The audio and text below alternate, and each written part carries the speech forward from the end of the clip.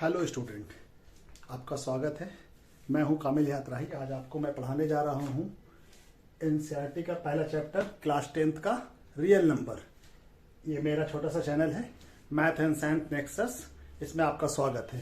तो आज मैं आपको पहला चैप्टर पढ़ाने जा रहा हूँ। बहुत ही बेसिक से शुरू कर रहा हूँ, ठीक है। तो पहला क्या है? Real number. रियल नंबर को हम लोग किससे डोनेट करते हैं? आर से। तो रियल नंबर में क्या क्या नंबर आता है? तो रियल नंबर में आता है हमारा नेचुरल नंबर। नेचुरल नंबर को किससे डोनेट करते हैं? एन से। एन से। तो नेचुरल नंबर कौन सा होता है? जो काउंटिंग नंबर, जैसे हम लोग बचपन से जो पढ़ते आ रहे हैं काउंटिंग नंबर। काउंटिंग नंबर क्या है? एन। एन क्या हो गया? 1 2 3 4 5 6 से लेके इन्फिनिटी तक। दूसरा नंबर क्या आता है? Whole number. अब नेचुरल नंबर में ही जीरो ऐड कर दें तो क्या आ जाएगा? Number start with zero. Zero W. इसको होल नंबर को किससे डोनेट करते हैं? डब्ल्यू से। डब्ल्यू में क्या आ जाएगा? 0 1 2 3 4 5 से लेके इन्फिनिटी तक। उसके बाद फिर क्या आता है? इंटीजर। इंटीजर को डोनेट करते हैं जेड से। इंटीजर्स में क्या आता है? Negative and positive number. तो यानी माइनस इन्फिनिटी से लेके सारे माइनस नंबर, और 0 और प्लस 1 2 3 से लेके प्लस इन्फिनिटी तक, ठीक है। उसके बाद आता है फिर रैशनल नंबर। रैशनल नंबर को हम लोग किससे डोनेट करते हैं? क्यू से।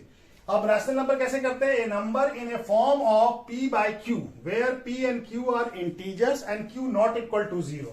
जैसे इसको q से लिखते हैं। q क्या? 2/3 -4/9 5/3 0.2। अब डिस्मल, अगर डिस्मल फॉर्म में होगा तो क्या होगा? ये डिस्मल फॉर्म में रैशनल नंबर कौन कौन सा होगा? जो या तो टर्मिनेटिंग डिस्मल होगा, जैसे ये टर्मिनेटिंग डिस्मल है 0.25। अब जैसे ये नॉन टर्मिनेटिंग बट रिपीटिंग, जैसे ये 0.33, ये रिपीट कर रहा, 333 बार बार रिपीट कर रहा, तो ये नॉन टर्मिनेटिंग बट रिपीटिंग है। और ये जैसे 2.75, ये क्या हो गया? टर्मिनेटिंग डिस्मल हो गया। जैसे 3.333, ये क्या कर रहा? बार बार रिपीट कर रहा है। तो ऐसा नंबर क्या हो जाएगा? हमारा रैशनल नंबर हो जाएगा। अब इसके बाद रैशनल नंबर के बाद आता है इर्रेशनल नंबर। इर्रेशनल नंबर में क्या है? Non perfect square roots and non perfect cube root and pi. जैसे नॉन परफेक्ट क्यूब रूट, जैसे √2 √3 √5 √7, इस तरह से नंबर। क्यूब रूट पे जैसे क्यूब √4 क्यूब √9, ये सारे नंबर्स क्या हो गए? Irrational number. अगर डिस्मल फॉर्म में होगा तो डिस्मल फॉर्म में क्या होना चाहिए? Terminating, non terminating but repeat, not repeating but repeating, not repeating. जैसे ये नंबर है 2.1567, और इसके बाद रैंडमली कोई भी नंबर आता जा रहा है, जैसे 0.51678 9, ये रैंडमली कोई भी नंबर आ रहा है। तो ये नंबर और पाई, ये नंबर हमारा हो गया। ये सारे नंबर मिलके क्या बन जाते हैं? सारे नंबर मिलके बन जाते हैं रियल नंबर, ठीक है। उसके बाद नंबर को और फर्दर हम लोग करते हैं, जैसे भी हम लोग आगे पढ़ेंगे कि प्राइम नंबर। प्राइम नंबर किसको कहते हैं? Number which is not divisible by, which is divisible by only 1 and itself. यानी वो नंबर अपने और 1 के अलावा किसी और नंबर से डिवाइड नहीं होता, वैसे नंबर को हम लोग क्या कहते हैं? Prime number. जैसे 2 3 5 7 11 13, ये सारे नंबर क्या? इस तरह से जो भी नंबर है 17 19, ये सारे नंबर है प्राइम नंबर, जो अपने और 1 के अलावा किसी और नंबर से डिवाइड नहीं होते हैं, ठीक है। उसके बाद आता है कंपोजिट नंबर। कंपोजिट नंबर वो है जो प्राइम नंबर नहीं है, तो वो कंपोजिट नंबर है। 1 को छोड़ के, 1 जो है वो यूनिक नंबर है, ठीक है। तो composite number A number which is divisible by any other number other than itself, 1 और इटसेल्फ, अपने और 1 के अलावा किसी और एक नंबर से भी डिवाइड होता हो। जैसे 4 6 8 9 10 12 14, इस तरह का जो भी नंबर है, ये सारे नंबर क्या हो जाते हैं? Composite number. तब आता है हमारा फंडामेंटल थ्योरम ऑफ अर्थमेटिक्स। ये क्या कहता है कि एवरी कंपोजिट नंबर, किसी भी कंपोजिट नंबर को कैन बी एक्सप्रेस, यानी किसी भी कंपोजिट नंबर को हम एक्सप्रेस या फैक्टराइज कर सकते हैं as a product of primes, यानी कि प्राइम नंबर के टर्म में फैक्टराइज कर सकते हैं। और इसका फैक्टराइजेशन जो होगा वो क्या होगा? यूनिक होगा, यानी एकदम अलग होगा।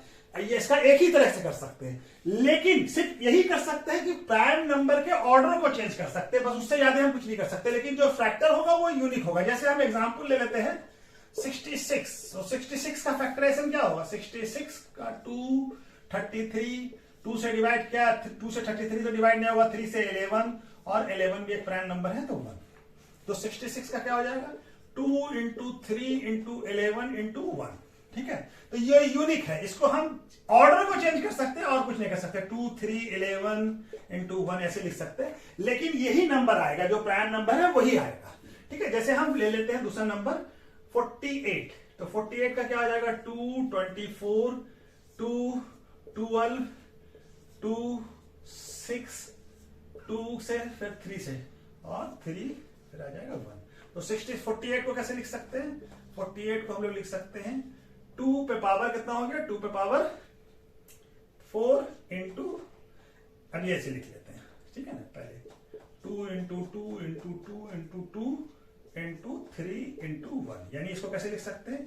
2 पे पावर 3 इंटू 1 इंटू 1। और ऐसे ऑर्डर हम चेंज कर सकते हैं, लेकिन ये जो फैक्टराइजेशन है ये यूनिक है। फैक्टर जो है वो यूनिक है, वो अलग नहीं होगा, ये यूनिक ही होगा। हम ऑर्डर को चेंज कर सकते हैं। तो ये कहता है हमारा फंडामेंटल थ्योरम ऑफ अरिथमेटिक्स। क्या कहता है कि किसी भी कंपोजिट नंबर को हम प्राइम फैक्टराइजेशन में चेंज कर सकते हैं, एक्सप्रेस कर सकते हैं, ठीक है। लेकिन इसका फैक्टराइजेशन जो होगा वो यूनिक होगा और उसके ऑर्डर को चेंज कर सकते हैं, इसके अलावा और कुछ नहीं कर सकते हम। हर एक नंबर का फैक्टराइजेशन यूनिक होगा। और एक हम नंबर ले लेते हैं जैसे 96।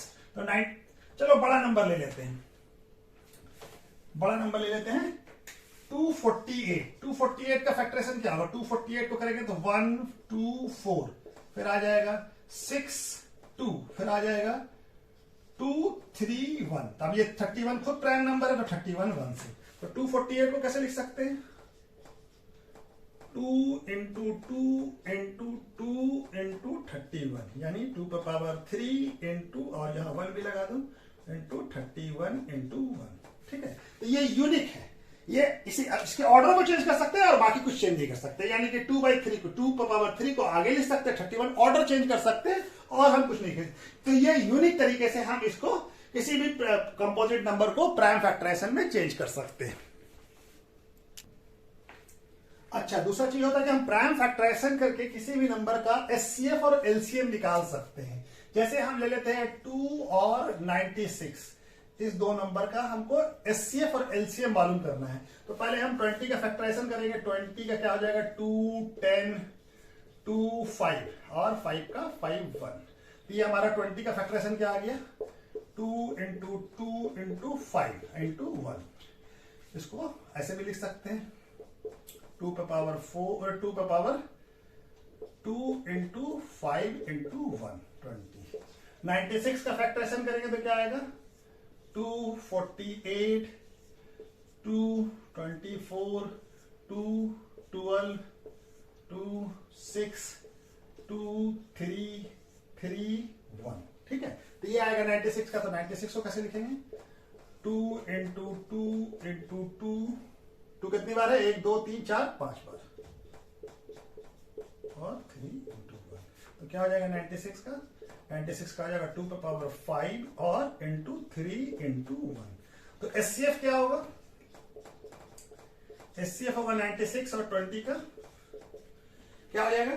2 पे पावर कितना है? इसमें 2 पे पावर 2 है, इसमें 2 पे पावर 5 है। तो हमारा कॉमन क्या हो गया? 2 पे पावर 2, और तो कोई नंबर का 1 कॉमन है। तो क्या हो जाएगा इसका एचसीएफ?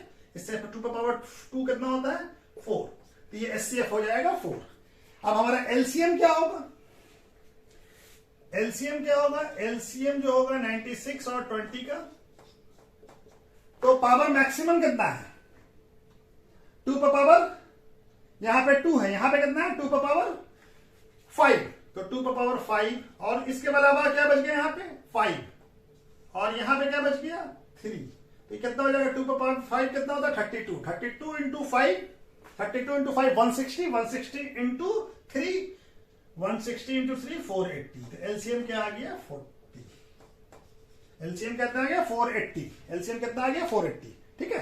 तो ये हमारा एचसीएफ और एलसीएम हम प्राइम नंबर से निकाल सकते हैं। अच्छा, कुछ एक रिलेशन है एचसीएफ और एलसीएम का दो नंबर के बीच में। ऐसे तो सब तीसरे 3 नंबर का भी निकाल सकते हैं। जैसे हम 3 नंबर का एक नंबर का निकाल के प्राइम फैक्टराइजेशन से एलसीएम और एचसीएफ निकाल लेते हैं, ठीक है, प्राइम नंबर से ही, प्राइम फैक्टराइजेशन मेथड से ही। बाकी जैसे हमारे पास कोई भी नंबर है 2 हो, 20 40 और 60, ठीक है। तो हम 20 का फैक्टराइजेशन करेंगे तो 20 का क्या आ जाएगा? 2 10 2 5 5 1। 40 का करेंगे 40 2 20 2 से करेंगे 10, फिर 2 से करेंगे 5, फिर 5 से करेंगे 1। तो पहले सब का लिख लेते हैं। 20 का कितना आ जाएगा? 2 इंटू 2 इंटू 5, और 40 का 2 इंटू 2 इंटू 2 इंटू 5 और 50 का करके 50 60 का 60 कितना है 60 30 फिर 32 से जाएगा 15 2 से नहीं जाएगा 5 3 से जाएगा 5 5 1 तो 60 का कितना हो गया 2 इंटू 2 इंटू 3 इंटू 5 इंटू 1 चलो यहाँ पर 1 लगा दिया। इसको ऐसे भी लिख सकते हैं 2 पे पावर 2 5 इंटू 1 इसको लिख सकते हैं 2 पे पावर 3 इंटू 5 इंटू 1 इसको लिख सकते हैं 2 पे पावर 2 इंटू 3 इंटू 5 इंटू 1 ठीक है। तब हमारा तीनों में कॉमन क्या है यानी तीनों में है इसमें 2 पे पावर 2 है इसमें 2 पे पावर 3 है इसमें 2 पे पावर 2 है तो कॉमन क्या है एचसीएफ क्या आ जाएगा एचसीएफ 20 40 60 का एलसीएफ क्या आ जाएगा एचसीएफ आएगा 2 पे पावर 2 मिनिमम सबसे दोनों तीनों में कॉमन क्या है तीनों में कॉमन 2 पे पावर 2 है और 5 है कॉमन ये 5 कॉमन है और ये 2 पे पावर 2 कॉमन तो 5 तब और ये 1 ठीक है तो क्या आ जाएगा 2 पे पावर 4 2 पे पावर 2 4 इंटू 5 20 एलसीएम एचसीएफ क्या आ गया 20 एचसीएफ क्या आ गया 20 अब एलसीएम क्या हाँ एलसीएम क्या होगा 2 पे पावर 3 इंटू और क्या है 5 ये कॉमन ये 2 पे सॉरी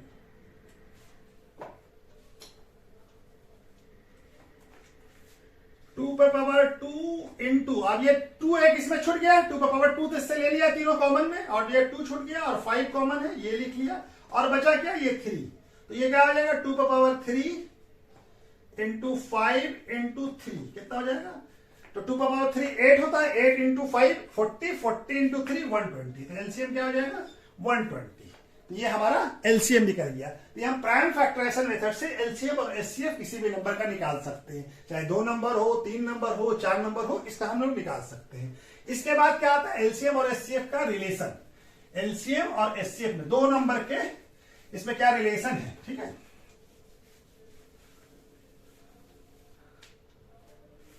तो रिलेशन क्या है इसको रेट से लिख लेते हैं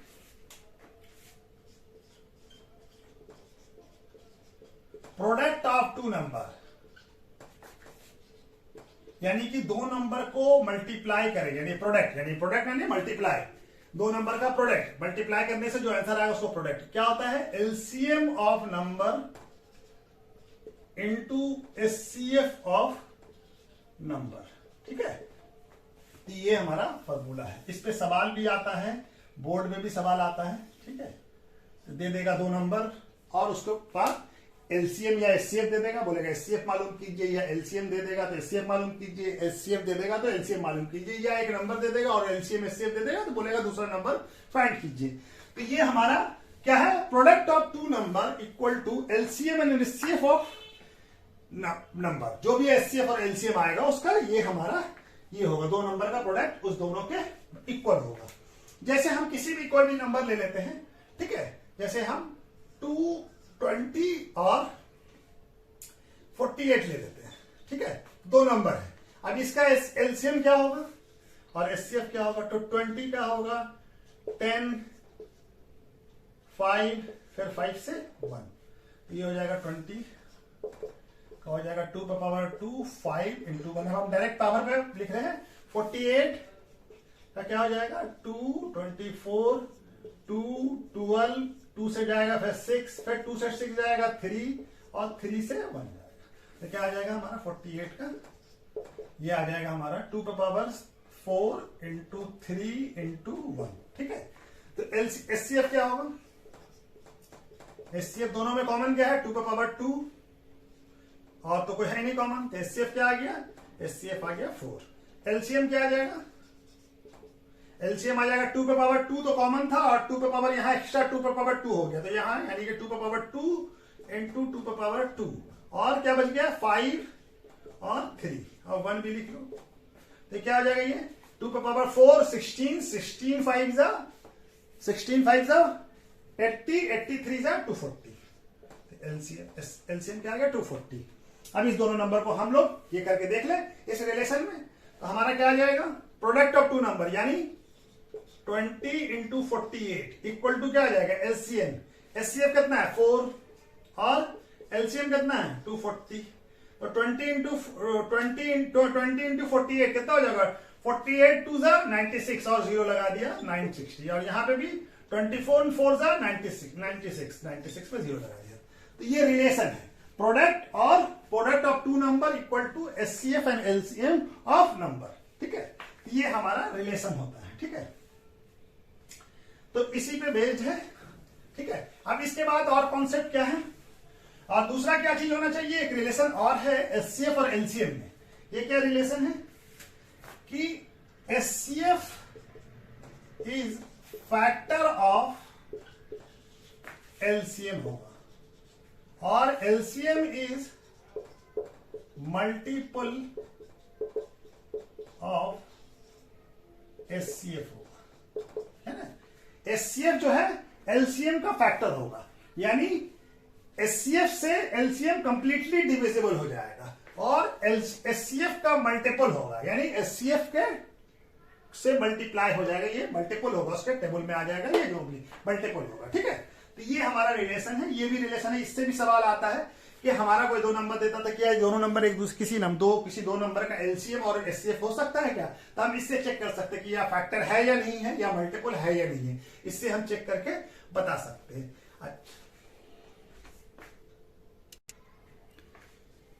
अब जैसे हमको अभी प्रूव करना है क्या, √2 √3 ये सब इर्रेशनल नंबर है, तो कैसे प्रूव करेंगे? उससे पहले एक थ्योरम है एनसीईआरटी में दिया हुआ 1.3, इसको पहले हम समझ लेते हैं, उसके बाद उस थ्योरम को उसको √3 √2 सारे नंबर को इर्रेशनल नंबर प्रूव करेंगे। कैसे प्रूव करेंगे? तो पहले क्या कह रहा है ये थ्योरम, क्या कहता है कि P अगर कोई प्राइम नंबर है, P अगर कोई प्राइम नंबर है और P अगर a स्क्वायर को डिवाइड करता है, अगर P कोई प्राइम नंबर है और P a स्क्वायर को डिवाइड करता है, a स्क्वायर को डिवाइड करता है, तो P जो है a को भी डिवाइड करेगा, और a क्या होगा? एक पॉजिटिव इंटीजर्स होगा। अगर कोई पॉजिटिव इंटीजर्स है और उसका स्क्वायर को P डिवाइड कर रहा है, तो P a को भी डिवाइड करेगा। कहने का मतलब है कि जैसे कहने का मतलब कोई परफेक्ट स्क्वायर ले लेते हैं, जैसे 36, तो 36 किसका स्क्वायर है? 6 का स्क्वायर है। तो ये नंबर अगर 36 हमारा 36 से अगर हमारा 3 डिवाइड हो जा रहा है, ठीक है, तो ये डिवाइड होकर 12 आ जाएगा। तो ये 6 भी डिवाइड होके 6 भी, यानी 6 का ये क्या है? a स्क्वायर है, 36 a स्क्वायर है, और a क्या है? a इक्वल टू 6 है। तो अगर हमारा 36 3 से डिवाइड हो रहा है, तो 6 भी 3 से डिवाइड होगा। ठीक है, ये यही कह रहा है कि कोई भी नंबर अगर P कोई प्राइम नंबर है और उससे a स्क्वायर डिवाइड हो जा रहा है, तो a भी डिवाइड होगा। जैसे और कोई नंबर ले लेते हैं हम, कोई परफेक्ट स्क्वायर 81 ले लेते हैं। 81 किसका? 9 का स्क्वायर है। ठीक है, तो 81 अगर हमारा 3 से डिवाइड हो रहा है, तो ये क्या हो जाएगा? 3 से डिवाइड हो रहा है, तो ये 81 ये 9 जो है हमारा, वो 9 भी, यानी a क्या होगा? a स्क्वायर क्या है? 9, a स्क्वायर 81 है, तो a क्या होगा? 9, तो 9 भी 3 से डिवाइड होगा। ठीक है, यही थ्योरम कर रहा है। इसी से हम लोग अब प्रूफ करेंगे कि √2 और √3 इस तरह का नंबर जो है हमारा, ये क्या है? ये हमारा इर्रेशनल नंबर है। तो हमको अभी प्रूफ करना है, हम एक प्रूफ करके दिखाते हैं, फिर एक्सरसाइज में हम लोग पूरा बनाएंगे कि कैसे करते हैं। एक हम √2 इज द, इसको कैसे प्रूफ करना है, इस तरह का सवाल आता है। हमारा क्या होता है कि prove that √2 is a irrational number, is an irrational number। ठीक है, ये प्रूफ करने के लिए। ठीक है, तो कैसे इर्रेशनल प्रूफ करेंगे? तो सबसे पहले इसको कहते हैं कॉन्ट्राडिक्टरी मेथड। कॉन्ट्राडिक्टरी मेथड मतलब पहले हम इसको √2 को क्या एज्यूम कर लेंगे? √2 को एज्यूम कर लेंगे हम प्राइम इर्रेशनल नंबर। तो let's assume √2 is a rational number. तो रैशनल नंबर को हम लोग कैसे लिख सकते हैं? PQ। ठीक है, where P and Q are, इसको मान लेंगे को-प्राइम। को-प्राइम किसको कहते हैं? को-प्राइम मतलब दोनों का एचसीएफ, यानी कि दोनों के बीच में जो कॉमन फैक्टर हो 1 और 1 के अलावा कोई नहीं हो, तो ऐसे नंबर को कहते हैं को-प्राइम नंबर। तो PQ और Q not equal to 0, Q not equal to 0। ठीक है, तो ये ध्यान रहेगा। तो इसको क्या लिख सकते हैं? 2q equal to p। अब इसको स्क्वायरिंग बोथ साइड,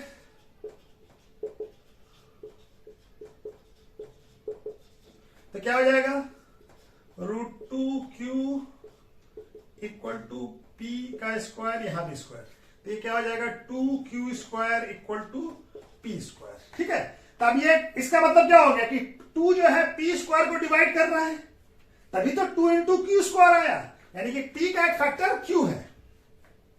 तो इसको ऐसे भी लिख सकते हैं ना, q square equal to p square by 2, यानी कि 2 जो है p स्क्वायर को डिवाइड कर रहा है। तभी हम थ्योरम क्या पढ़ा था कि अगर स्क्वायर को डिवाइड कर रहा है तो देन क्या हो जाएगा, p स्क्वायर को डिवाइड कर रहा है, 2 डिवाइडेड p स्क्वायर, तो देन क्या हो जाएगा 2 डिवाइडेड 2p ऑल्सो। अभी हम पढ़ा ना फंडामेंटल थ्योरम कि कोई स्क्वायर को डिवाइड कर रहा है कोई नंबर तो उसको भी डिवाइड करेगा, अगर ये प्राइम नंबर है, कि हम मान लिया है कि को प्राइम नंबर है। ठीक है, तो ये हो गया हमारा। तब हम क्या लिख सकते हैं, p इक्वल टू 2c लिख लिया। ठीक है, p इक्वल टू 2c लिख लिया, अब यहां पे ही कर लेते हैं। ठीक है, तो 2 इक्वल टू pc, तो q क्या हो जाएगा pc। अब ये p का वैल्यू हम यहां पुट कर देते हैं, तो क्या हो जाएगा हमारा, इस वाले वैल्यू में पुट कर देता है 2q square equal to 2c का स्क्वायर, तो ये क्या हो जाएगा 2q square equal to 4c square. अब ये 2 से ये 2 कट जाएगा, तो क्या हो जाएगा q स्क्वायर इक्वल टू क्या हो जाएगा 2c स्क्वायर। तो इसको भी ऐसे लिख सकते हैं, c square equal to q square by 2। अब इसका मतलब क्या हो गया कि q स्क्वायर को भी 2 डिवाइड कर रहे हैं, यहां पे कर लेते हैं। ठीक है, तो क्या हो जाएगा हमारा q square 2 divided 2q square, then theorem से क्या हो जाएगा हमारा कि 2 डिवाइडेड q ऑल्सो। ठीक है, तो q 2 को भी डिवाइड कर रहा है, इसका मतलब क्या हो जाएगा 2 is a common factor of q and p। p और q का कॉमन फैक्टर है। ठीक है, लेकिन हमारा एजम्पशन क्या था, हमारा एजम्पशन था कि को प्राइम नंबर है, यानी कि 1 के अलावा कोई फैक्टर नहीं है इसका। तो ये एजम्पशन क्यों आया, 2 गलत आ रहा है, ये क्यों आया, ये आया कि हमारा इस वजह से आया कि हम ये जो रॉन्ग एजम्पशन किया है कि √2 इज ए रैशनल नंबर, इस वजह से ऐसा आ रहा है। ठीक है, तो क्या हो जाएगा, our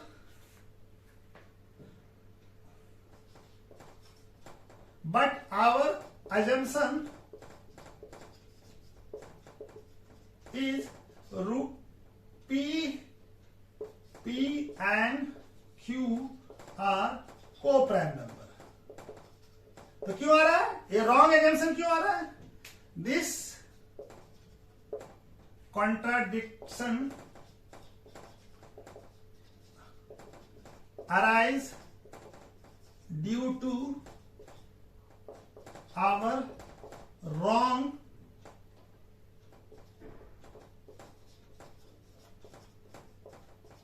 assumptions √2 is a rational number। ठीक है, इस वजह से आ रहा, तो क्या हो जाएगा, तो हम कहां पे लिखें, यहां पे लिखते हैं, यहां पे लिख देते हैं। ठीक है, therefore √2 is irrational number। ठीक है, ऐसे प्रूफ करेंगे, ये प्रूफ हो गया, इतना सा लिखना पड़ेगा, एग्जाम में ये सवाल आता है। ठीक है, तो इस तरह के सारा एक्सरसाइज में जो भी सवाल होगा हम इसको करेंगे सॉल्व। ठीक है, चलिए फिर अब आप उसके बाद एक्सरसाइज